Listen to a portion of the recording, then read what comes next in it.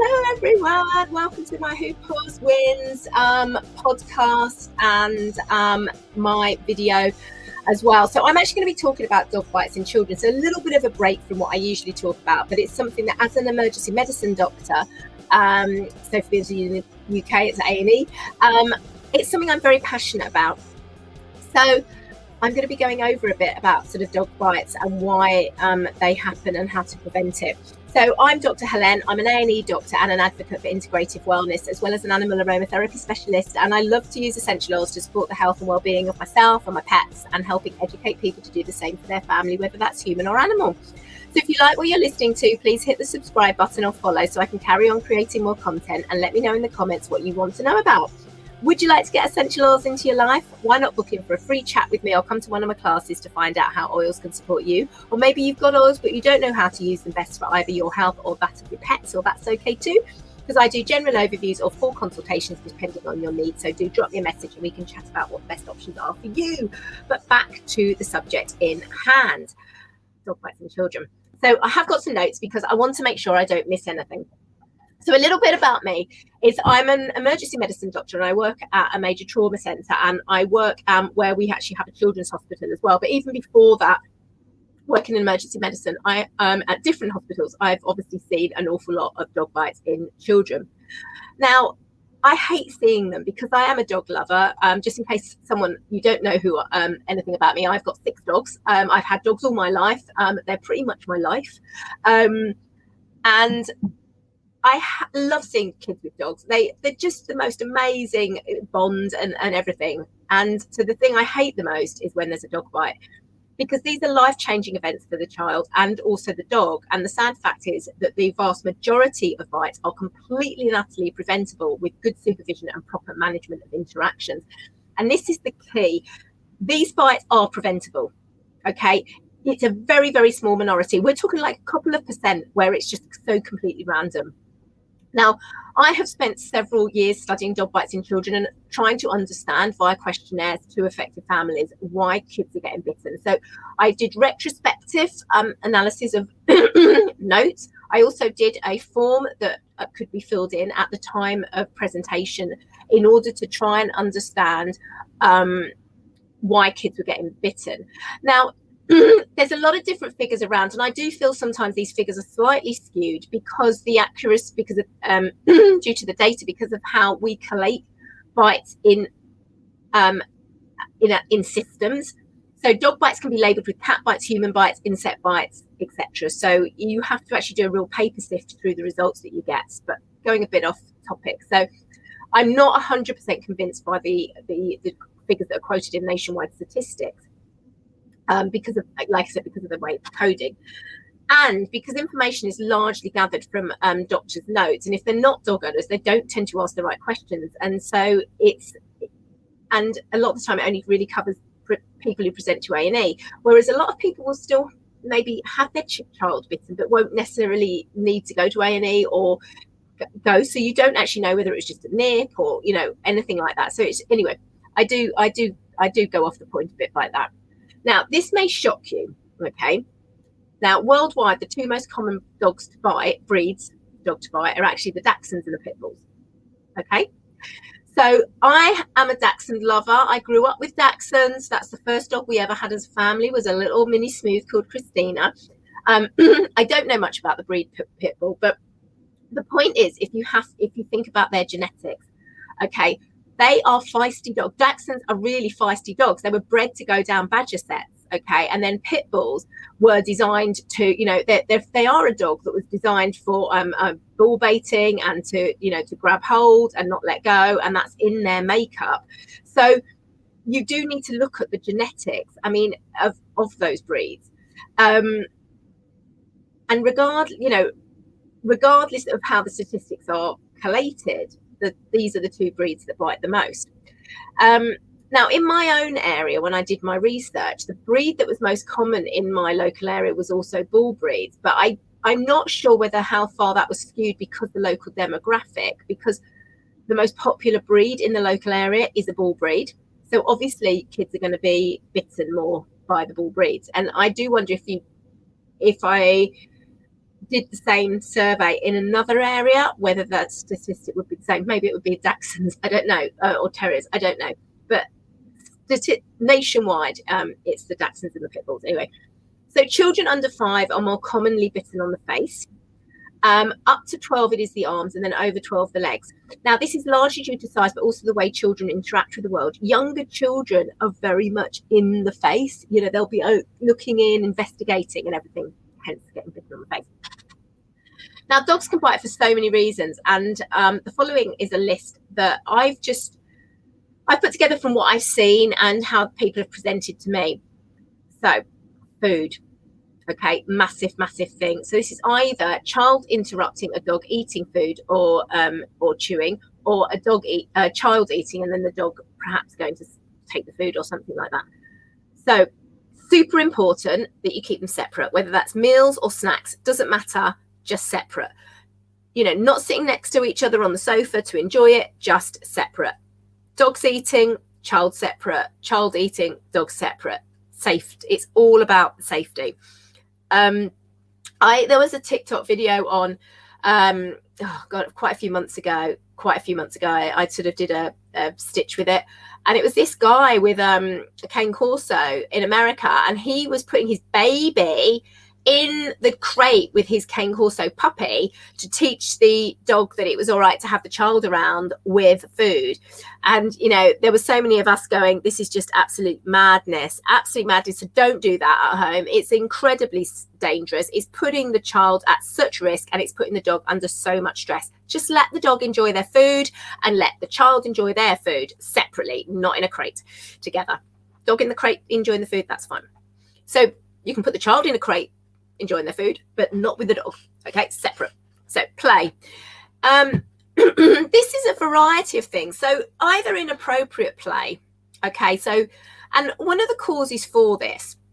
So for example, first of all, let's just talk about puppy play. Puppies have sharp teeth. So again, see a lot of kids coming in with puppy bites, and they're not really bites, they're mouthing, but they can really damage the skin, they can cause problems.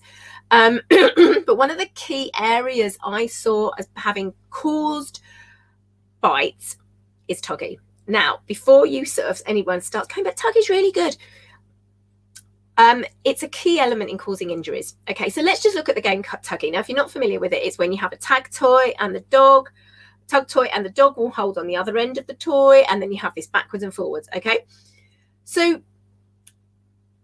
a child playing with a toy, the dog might see that, oh, let's play tuggy with it. Okay, or they can play tuggy with the toy but go to grab the toy and the child gets bitten by accident. Okay, these are not necessarily bites that are intentional, it's just complete and utter accident. Now, I personally never ever allow a child to play tuggy with a dog. I actually don't play it with my dogs. I play it with my blind dog only. I actually did a 30 days of coaching with Craig Ogilvie. So if you do want to learn how to play tuggy, do it properly, because you need a proper cue to initiate the play and a break cue. And this is absolutely essential, but get proper training from it. But across the board, I actually discourage it with a dog, as it's too easy for a dog to mistake, say, a toy doll or a teddy for a tug toy, and then the child get bitten. Because most people don't have a stop play cue or a start play cue, and that's why it can be a factor. And it's not just that, it's just, you know, the actual action of playing tuggy. For example, child waving the toy in front of his face, sat on the floor, and the dog goes to grab the toy. What can they get instead? They can get little nips all over I've seen it happen. Okay, so it's just best to avoid that. Disturbing a sleeping dog. Let dogs have space. They are not to be disturbed. So give them a space they can retreat to, a crate where the child is not allowed to approach. I remember when I worked as a dog trainer, I was at medical school, one of the other trainers, her dogs they had like their crates under the stairs, and her child was like, you do not approach that area. It is like out of bounds, no.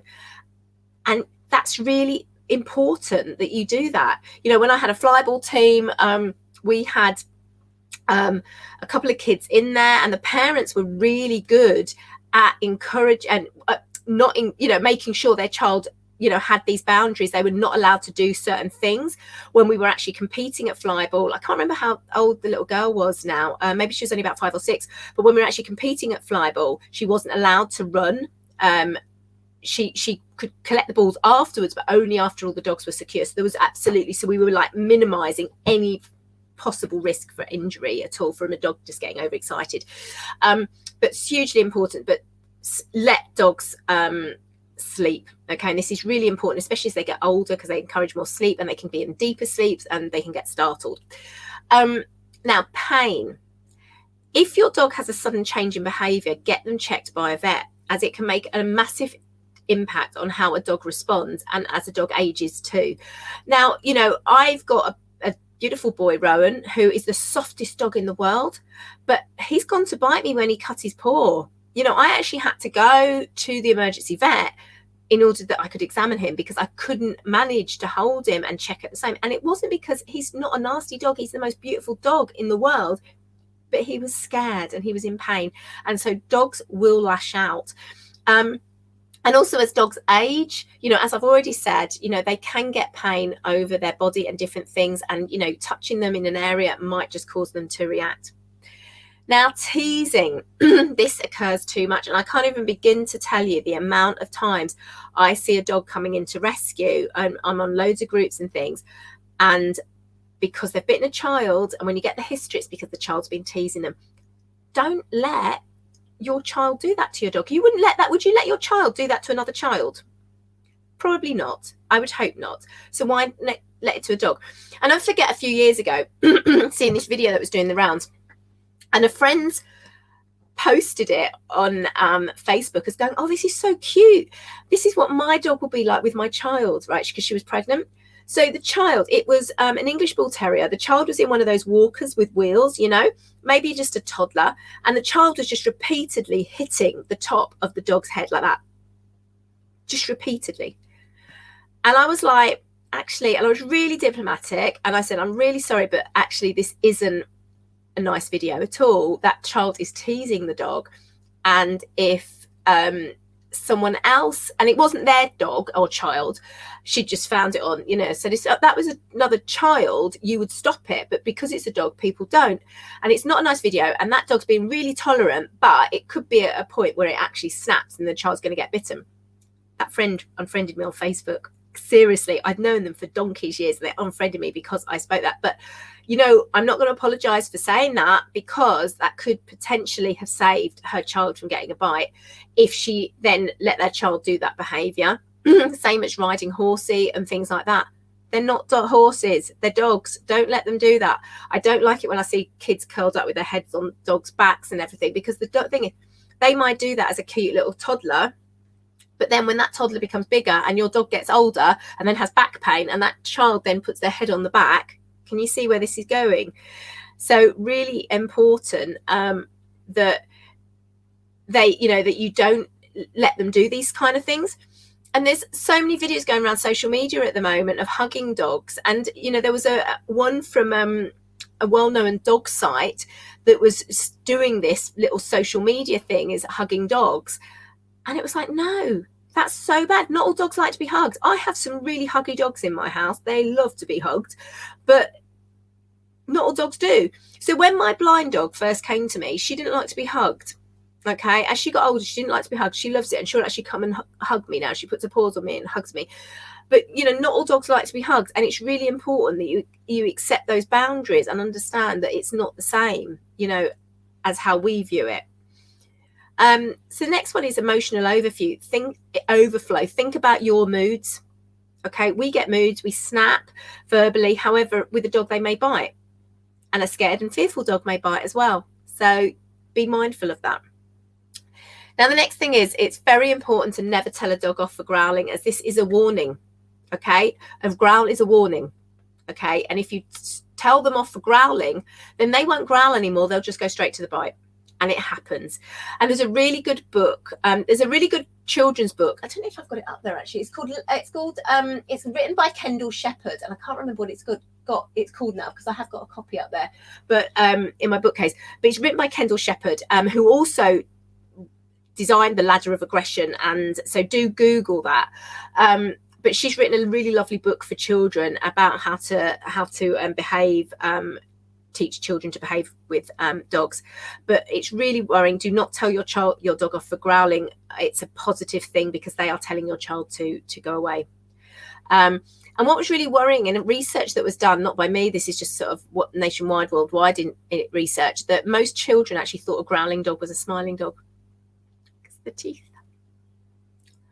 So the key thing really to remember is that no matter how loving your dog is, no matter how many years they've been with the family, and how used to children they are, no matter what breed or what age they are, they can still bite. They are animals at the end of the day. And as I said before, the vast majority of bites are completely preventable by good management and supervision of interactions.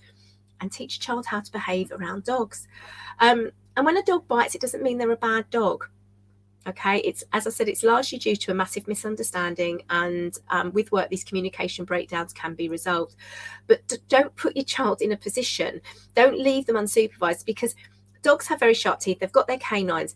It doesn't take much for a dog's tooth to puncture the very, very thin skin of a child, a baby. You know, I've had bites on my hand from over, excited play from my dogs, and I'm an adult, and it's gone deep, and it's been like, ow, so it could be even worse on a baby. And some of these bites that certainly occur in babies and everything, they're not really dog's not intentionally bitten, they're more mouthing, but they've done damage because their teeth are sharp. So just don't leave them alone. That's the simplest thing. Be that helicopter parent. Always supervise, because dogs like to put things in their mouths, and it might be your child's or baby's hand, but it's because they're just mouthing things. Look at how they interact with the world with things. I don't want to talk about some of the things my dogs pick up to put in the mouth. I mean, my dog out on a run the other day was sort of throwing a bit of a rabbit. It was already dead, but that's what they do. Now, I'm a big fan of Dogs Trust. They have some wonderful programs for families, and if you have been troubled with a bite by your dog in the family, or you want to teach your child how to behave around dogs, then do check out Be Dog Smart. So it's at www.learnwithdogstrust.org.uk/safety. And they actually also have workshops to facilitate families after an incident. So I really do recommend that you reach out to them.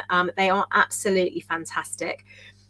Now, bit of first aid. In the first instance of a bite, make sure you irrigate under running water if possible. Okay, if it's a really serious bite, don't just get straight to A&E. Please seek medical aid, because the problem with bites, they're puncture wounds. They take bacteria deep within the tissue. Okay, now it doesn't even mean that your dog's dirty or something. So for example, a few weeks ago, one of my cats, she jumped up here, she got a claw stuck in my hand, and my finger got swollen and infected. Okay, that was something that, and she's a house cat. Okay, so but it's just what happens because they're really deep wounds. Now, dogs are absolutely, they are the best. I love them. I absolutely love them. They're wonderful pets, and but we have to look at their genetics. We have to look at how they've been, how they're designed, really.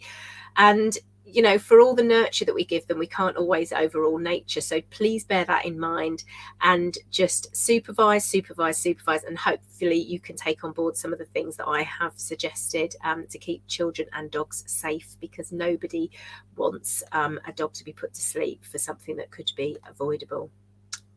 So if you've got any questions or would like to learn more about anything, do pop to the links that's going across at the bottom of the screen. So it's www.thehealthfuldoctor.com/WPW links. You can just go to links and it will also lead you to that place as well. So thank you very much, everyone. So I hope that helps. If you've got any questions, don't hesitate to ask, and I will see you soon. Do hit the subscribe or the follow button. It really helps me carry on creating more content. Stay safe, everyone. Stay well, and have great fun with your dogs, and only hug them if they want to. Bye.